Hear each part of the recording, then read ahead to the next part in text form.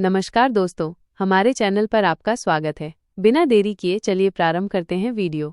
भारतीय संविधान की प्रस्तावना उद्देशिका, एक विस्तृत दृष्टि। भारतीय संविधान की प्रस्तावना, जिसे उद्देशिका भी कहा जाता है, हमारे संविधान का एक मूलभूत कथन है जो इसके बुनियादी मूल्यों, अवधारणाओं और दर्शन को स्पष्ट रूप से प्रस्तुत करता है। यह जवाहरलाल नेहरू द्वारा प्रस्तावित उद्देश्य प्रस्ताव पर आधारित है और इसका प्रारूप BN राव द्वारा तैयार किया गया था। प्रस्तावना को संविधान निर्माताओं के विचारों को जानने की कुंजी माना जाता है। प्रस्तावना की मुख्य विशेषताएं: 1. संविधान का स्रोत जनता है। प्रस्तावना हम भारत के लोग शब्दों से शुरू होती है, जिसका अर्थ है कि संविधान सभा ने भारत की जनता की ओर से ही संविधान का निर्माण और उसे स्वीकार किया। 2. संविधान के उद्देश्यों की घोषणा। प्रस्तावना में न्याय, स्वतंत्रता, समता और बंधुत्व को संविधान के प्रमुख उद्देश्यों के रूप में घोषित किया गया है। 3. भारत की प्रकृति। ये भारत को एक संपूर्ण प्रभुत्व संपन्न, समाजवादी, पंथनिरपेक्ष, लोकतांत्रात्मक गणराज्य के रूप में वर्णित करती है। 4. संविधान के लागू होने की तिथि। प्रस्तावना में 26 नवंबर 1949 मिति मार्गशीर्ष शुक्ला सप्तमी संवत 2006 विक्रमी को संविधान को अंगीकृत, अधिनियमित और आत्मार्पित करने का उल्लेख है। प्रस्तावना की प्रकृति।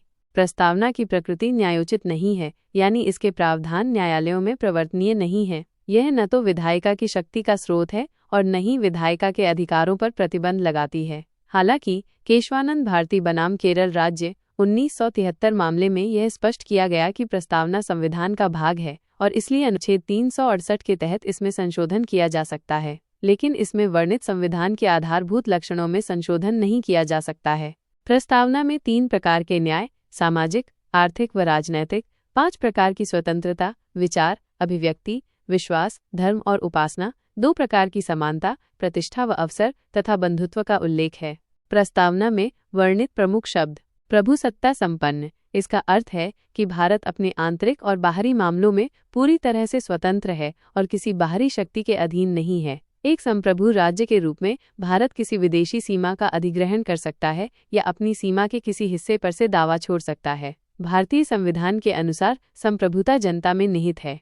समाजवादी। यह शब्द ऐसी व्यवस्था को दर्शाता है जहां उत्पादन और वितरण के साधनों पर समाज का नियंत्रण होता है। भारतीय समाजवाद मार्क्सवाद और गांधीवाद का मिला जुला रूप है, जिसमें गांधीवादी समाजवाद की ओर अधिक झुकाव है। हमारा लोकतांत्रिक समाजवाद मिश्रित अर्थव्यवस्था में विश्वास रखता है, जो मुख्य रूप से गरीबी, बीमारी और असमानता उन्मूलन पर जोर देता है।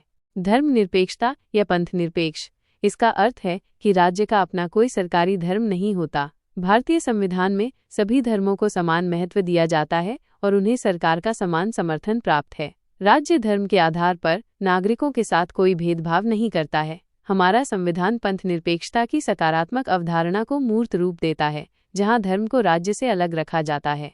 लोकतंत्र। इसका अभिप्राय है कि सरकार को समस्त शक्ति जनता से प्राप्त होती है। शासकों का निर्वाचन जनता द्वारा वयस्क मताधिकार के आधार पर किया जाता है और शासक जनता के प्रति उत्तरदायी होते हैं। लोकतंत्र 2 प्रकार का होता है, प्रत्यक्ष व अप्रत्यक्ष। भारत में प्रतिनिधि संसदीय लोकतंत्र की व्यवस्था है, जिसमें कार्यकारिणी अपनी सभी नीतियों और कार्यों के लिए विधायिका के प्रति जवाबदेह है। भारत में न केवल राजनीतिक लोकतंत्र बल्कि सामाजिक व आर्थिक लोकतंत्र को भी शामिल किया गया है।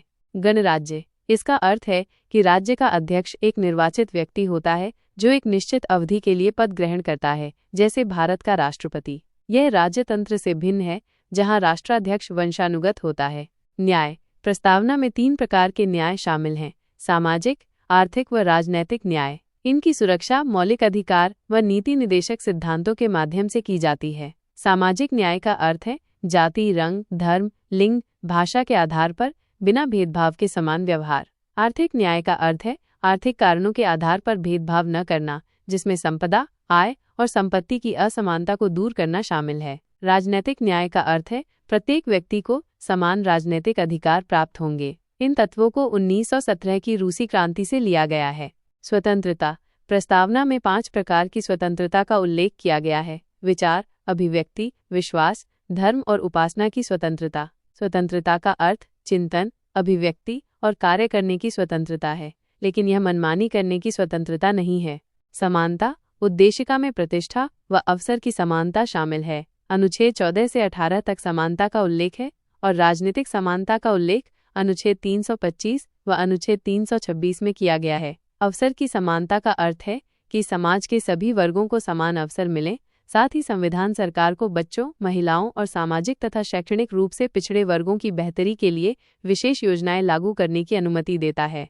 बंधुत्व का अर्थ है भाईचारे की भावना। प्रस्तावना में सभी नागरिकों में ऐसी बंधुता बढ़ाने का संकल्प लिया गया है जो व्यक्ति की गरिमा तथा राष्ट्र की एकता और अखंडता को सुनिश्चित करती है। प्रस्तावना में राज्य का स्वरूप। संविधान की प्रस्तावना में कल्याणकारी राज्य की स्थापना पर बल दिया गया है, जिसका अर्थ है यह बहुजन हिताय, बहुजन सुखाय पर आधारित है। प्रस्तावना का महत्व और इससे जुड़े महत्वपूर्ण मामले। प्रस्तावना का बहुत अधिक महत्व है और इसे संविधान की आत्मा कहा गया है। बरूवारी बनाम भारत संघ 1960। इस मामले में उच्चतम न्यायालय ने सर्वप्रथम प्रस्तावना को संविधान का भाग नहीं माना था। गोलकनाथवाद 1967। इस मामले में उच्चतम न्यायालय ने कहा कि जहां संविधान की भाषा अस्पष्ट या संदिग्ध हो, वहां उसके अर्थ को स्पष्ट करने के लिए प्रस्तावना का सहारा लिया जा सकता है। इस मामले में उद्देशिका को संविधान की मूल आत्मा कहा गया। केशवानंद भारती बनाम केरल राज्य 1973। इस ऐतिहासिक मामले में उच्चतम न्यायालय ने अपनी पूर्व व्याख्या को अस्वीकार कर दिया और ये व्यवस्था दी कि प्रस्तावना संविधान का भाग है। LIC ऑफ इंडिया मामले 1995। इस मामले में भी पुनः उच्चतम न्यायालय ने व्यवस्था दी कि प्रस्तावना संविधान का आंतरिक हिस्सा है। रघुनाथ राव बनाम भारत संघवाद 1993। इस मामले में सर्वोच्च न्यायालय ने निर्णय देते हुए कहा कि प्रस्तावना शक्ति का स्रोत नहीं है, बल्कि विधि को शक्ति का स्रोत विनिर्दिष्ट अनुच्छेद ही हो सकता है। प्रस्तावना विधायिका की शक्तियों पर प्रतिबंध का अर्थ स्पष्ट करने और संविधान के संदिग्ध तथा द्विअर्थी उपबंधों का अर्थ स्पष्ट करने के लिए उपयोगी है। SR बोम्मई बनाम यूनियन ऑफ इंडिया वाद 1994। इस वाद में उच्चतम न्यायालय ने धारणा प्रस्तुत की कि प्रस्तावना संविधान का अभिन्न अंग है। सरकार को लोकतांत्रिक स्वरूप, संघीय संरचना, राष्ट्रीय एकता और अखंडता, समाजवादी स्वरूप, सामाजिक न्याय एवं न्यायिक पुनरावलोकन भी इसकी मौलिक संरचना में शामिल हैं। प्रस्तावना वाद योग्य नहीं है और न ही विशिष्ट प्रावधानों को रद्द कर सकती है। प्रस्तावना से संबंधित महत्वपूर्ण कथन। अर्नेस्ट बार्कर ने प्रस्तावना को संविधान की कुंजी कहा है।